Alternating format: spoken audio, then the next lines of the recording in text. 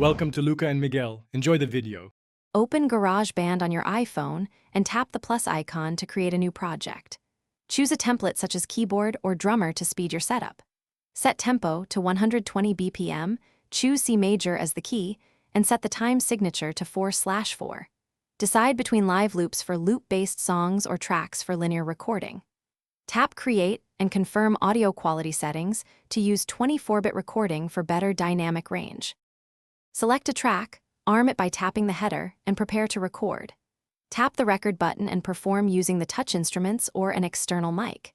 After recording, open the editor to trim, split, or move regions with two-finger pinch and drag gestures. Quantize MIDI notes to tighten timing and adjust velocity for natural dynamics.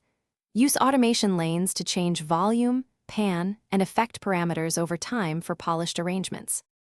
Open the mixer to balance levels and set pan for each track to create space. Insert EQ and compression on channels that need clarity or punch. Add reverb and delay on sends for depth and cohesion in the mix. When satisfied, choose bounce to combine tracks into a stereo file at 44/100 Hz sample rate. Export the final mix to files, upload to iCloud Drive, or export stems as WAV files for further. Thanks for watching and please subscribe. It's the best investment you'll ever make.